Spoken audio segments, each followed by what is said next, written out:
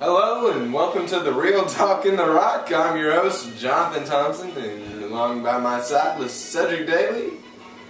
Well, we've got the divisional playoffs all just set and ready to go. So, give us your take on the early game Saturday. Baltimore at Denver.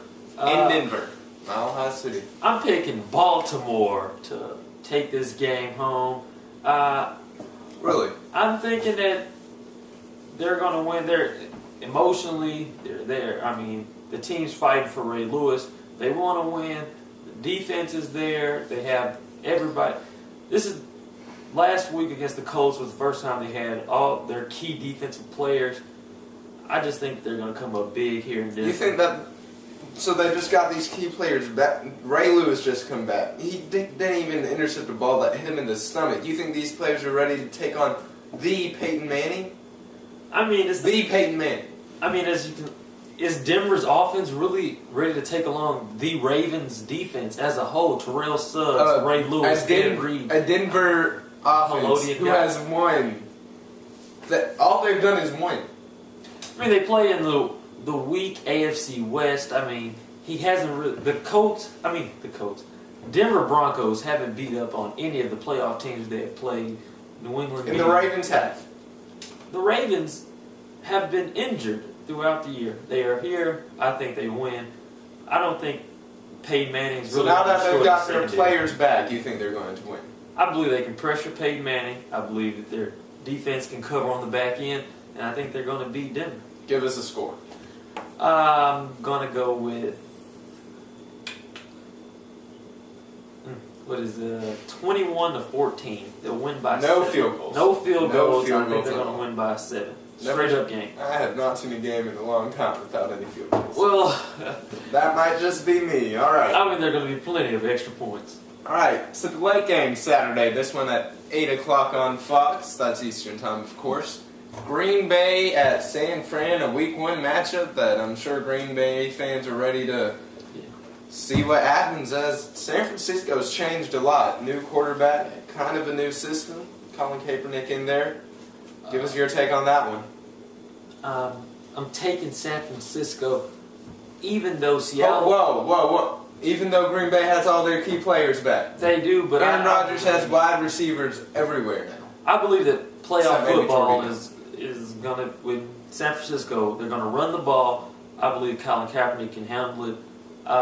Defensively, I don't know how they're going to play without Justin Smith. They haven't pressured the ball. Seattle got into them really, really good at the end of the season. I just believe Green Bay, they beat up on the Vikings. Which they held ADAP to 99 yards of offense. I believe that Now, of course, that's usually not a great day, but when you're talking about Adrian Peterson. But I believe that offensive line of San Francisco is just going to be physical up against B.J. Raji and that front seven of Green Bay's. Frank Gore is a physical runner. I mean, we've seen Adrian Peterson's not. He is. Green Bay showed they're up to the challenge. I mean, but when you play a team 3 times, I mean, come on, it's a divisional opponent. We've seen that Green Bay can't stop the run, and except when it matters, which, by the way, this game, Saturday night at 8 p.m. Eastern on Fox matters, right? It matters. Oh, okay, I'm just checking. So you're taking San Francisco. I'm taking San Francisco. Okay. 31-17. Player of the game. Player of the game, Frank Gore. All right. I'm taking the Pack. At San Francisco, winning. I'll give you a couple field goals in here. 27. Aaron Rodgers with 2 TDs, 290 yards, 27. Right down to the yardage. 27-17. Right down to the yardage. Right down. Well, that gets 2 games out of the way. Let's move on to Sunday, the Lord's Day, if y'all believe, which we do. Always up there. First game kicking it off. Much awaited Seattle Seahawks. Just knocked off RG3. Going into the dirty town Atlanta, taking on the Falcons and winless playoff quarterback Matt Ryan, 0-3 last time I checked. I believe in the Atlanta Falcons as much as I believe in Santa Claus. Their team is not. I mean, hide your kids. Okay. I mean, the Atlanta Falcons have proven to me year after that they've been in the playoffs that they're not real. Have you seen this team before, though? This Atlanta Falcons team. Have you seen it before? We've seen this team last year and the year before that. They got beat by the Packers. They scored a total of 2 points in New York last year. I believe Seattle beats them at home. Point thing to score, though. I mean, a safety. If that's all you're coming up with that high-powered offense, I believe that the passing game is the back end of Seattle is so dominant with those safeties and corners. Richard Sherman, Brandon Browner. I believe they shut down. You're coming off an emotional high, though. You go in, you beat RG3, the most talked about rookie quarterback, not deservedly so, but you place him in Washington. He leads the Redskins to. But if you look at how Atlanta's finished this season, they've had 2 weeks to prepare. I just believe. I do. All right, give us your prediction then. Seattle at Atlanta. You're taking Seattle. I'm going Russell Wilson. I'm going with a 28 Seattle, Atlanta 17. So we get one field goal. One field goal. Player of the game. Player of the game. Matt Ryan hits the field goal? No, Matt Bryant. That's player of the game is going to be Russell Wilson. I think he leads that. I mean, I just don't think that Atlanta's defense is going to be physical enough to stop Marshawn Lynch. All right.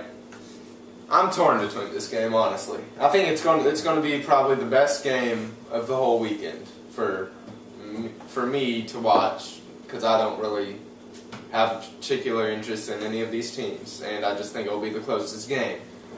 That being said, I'm taking Atlanta. I think it's time Matt Ryan shows through. I think there's a lot of talk about Seattle. Atlanta's just going to be doing their thing, getting ready to play.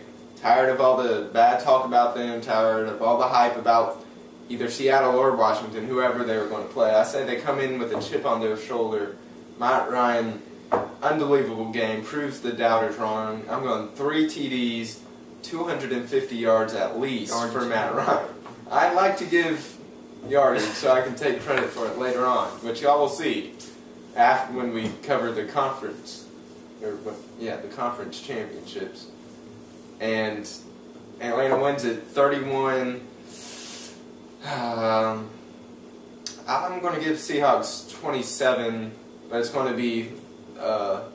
Seahawks score one late, don't recover an onside. I'm giving you down to the end of the game action right now.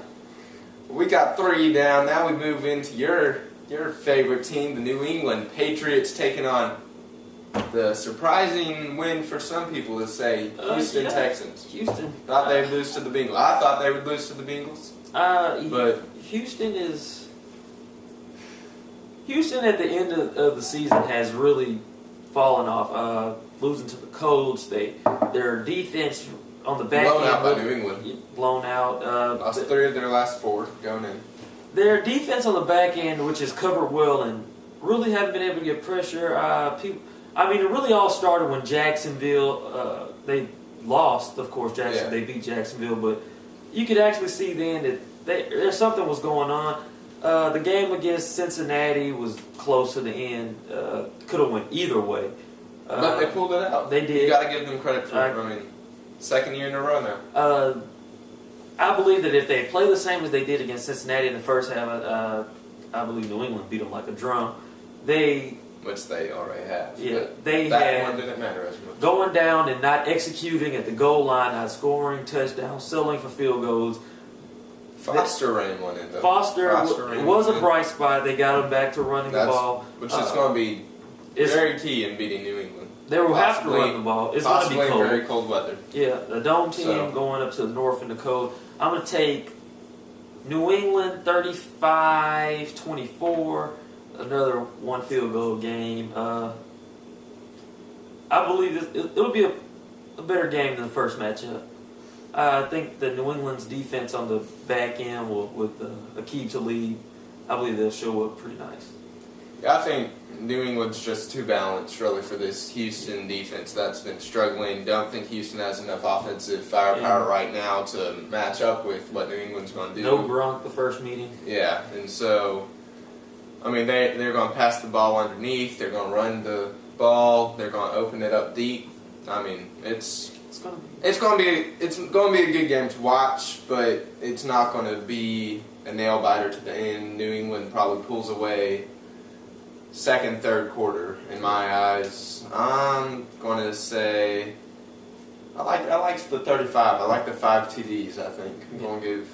I like the 5 TDs. Win some yards. Wes Welker probably player of the game. No yards on this one. I'll lay off the yards.